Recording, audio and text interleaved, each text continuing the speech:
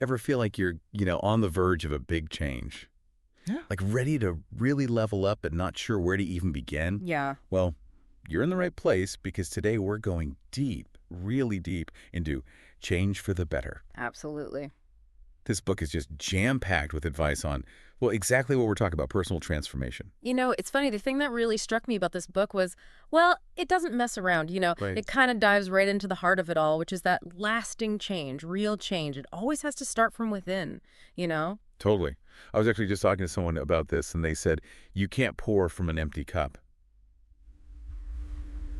And that really, I don't know, that really resonated with me. Yeah. Because it's true, right? You can't expect to make positive changes in your life if you're not taking care of yourself, your well-being first. Exactly. And this book really digs into that. I mean, it's not just about self-care, although it talks about that too. Right. It's about really looking inward, self-awareness, understanding those thoughts you have, those beliefs, and how they affect everything you do. Like it literally says you can't change your outer world without getting to know your inner one. It's like that saying, the unexamined life is not worth living. But so how does it say we should do that? Okay. All the self-examination, like, is there a method? Is there a framework? What?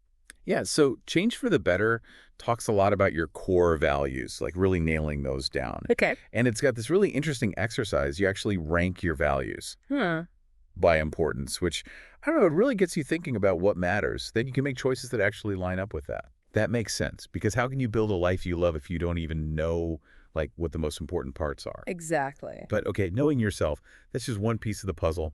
This book also talks about perseverance, which sometimes feels less like a sprint and more like a marathon, honestly. Yes.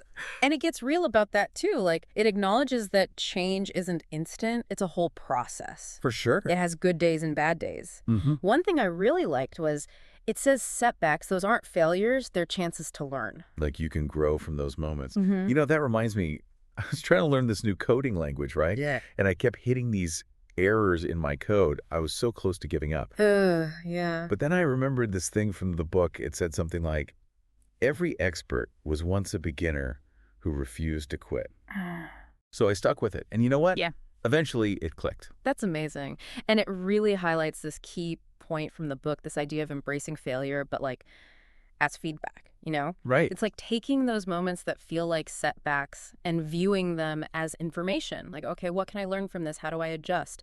It's about changing your perspective, like from I messed up to what can I learn from this? So true. It's that inner dialogue, right? Yeah. Shifting it from self-criticism to being more curious, more compassionate with yourself, which actually, speaking of self-compassion, I loved what this book had to say about cultivating a positive mindset. Oh, yeah.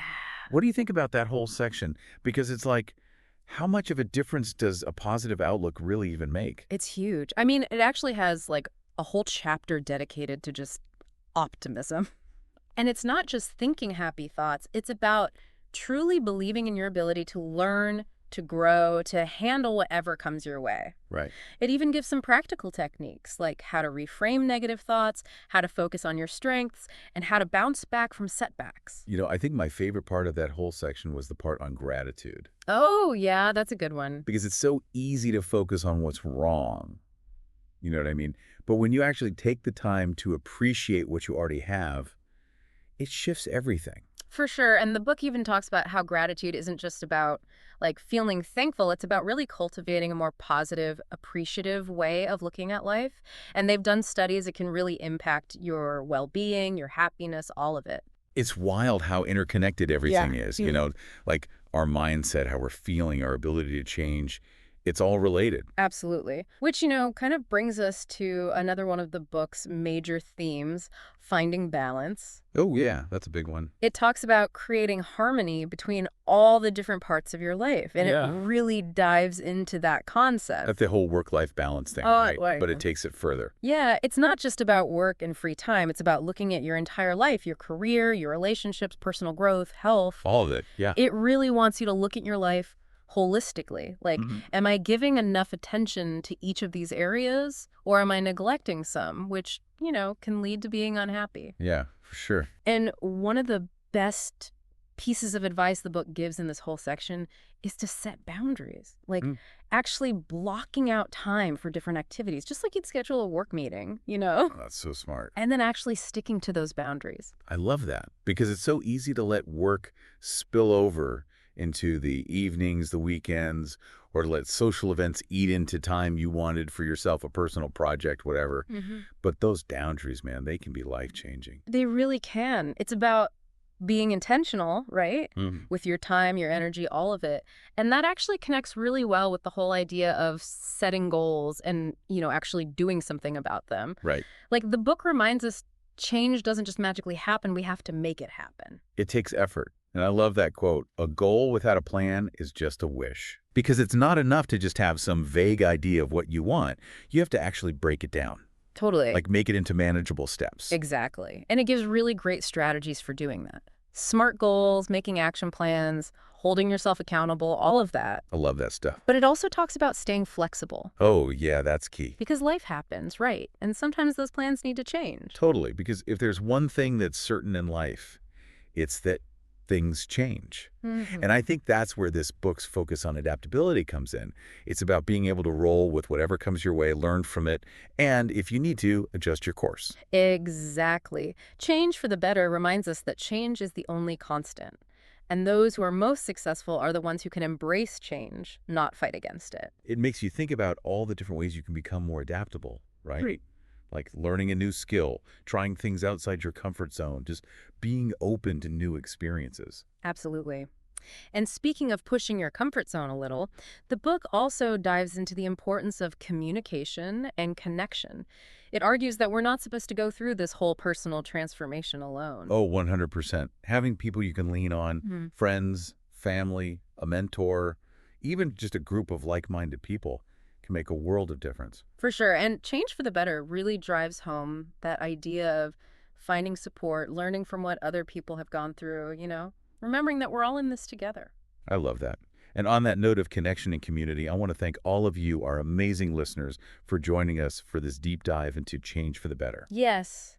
Thank you. We hope this got you thinking, gave you some new insights, and maybe even inspired you to keep working on your own journey, your own personal transformation. And remember, even the little changes, if you keep making them, those can lead to huge results over time.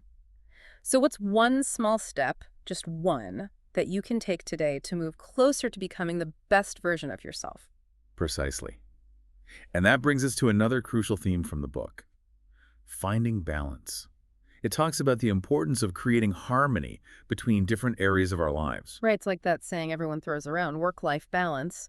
But this book, it goes deeper, doesn't it? Absolutely, because it's not just about work and having fun. It's about all the roles we play, right? Yeah. Career, relationships, how we grow as people, our health, all of it. It's that whole picture, yeah.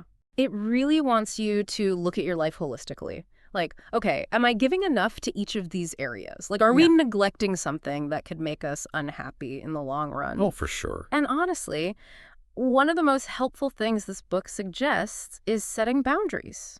Okay, I like that. Actually blocking out time like you would for a meeting, but it's for different activities, and then sticking to that. That's so smart because it's way too easy for work to bleed into your evenings, weekends, or to let, I don't know, social events take over time you wanted for a personal project. Yeah. Those boundaries, though, game changer. Totally. It's about being intentional. Yeah. What are you spending your time on, your energy?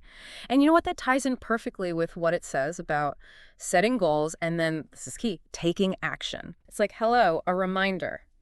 Change doesn't just happen. We have to actually do something. Right. Put in the work. Exactly. And I love that quote. It said, a goal without a plan is just a wish. Ah, so good. Because it's so true, right? Yeah. It's not enough to just vaguely think about what you want. You got to break it down. Sure. Make it into steps you can actually tackle. Absolutely. And it actually gives you ways to do that too. Smart goals, making a plan, and being accountable to yourself. It even talks about being flexible because, well, life. Right. Life happens. Yeah. Plans change. Exactly. You can't always predict what's going to happen. And that's where that whole adaptability thing comes in, which the book talks a lot about. You got to be able to roll with the punches, learn as you go, and if you need to, change course. Exactly. Change for the better reminds us that change is the only constant. And those who are most successful are the ones who can embrace change, not fight against it. It makes you think about all the different ways you can become more adaptable, right? Like learning a new skill, trying things outside your comfort zone, just being open to new experiences. Absolutely. And speaking of pushing your comfort zone a little, the book also dives into the importance of communication and connection. It argues that we're not supposed to go through this whole personal transformation alone. Oh, 100%. Having people you can lean on, friends, family, a mentor, even just a group of like-minded people can make a world of difference. For sure. And change for the better really drives home that idea of finding support, learning from what other Yeah. people have gone through, remembering that we're all in this together. I love that. I love that.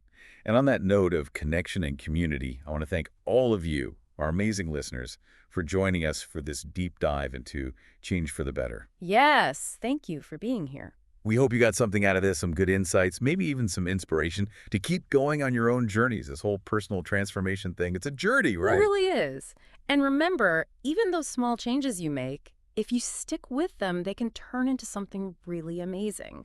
So think about it. What's one little step, just one you can take today to be a little bit closer to that best version of yourself?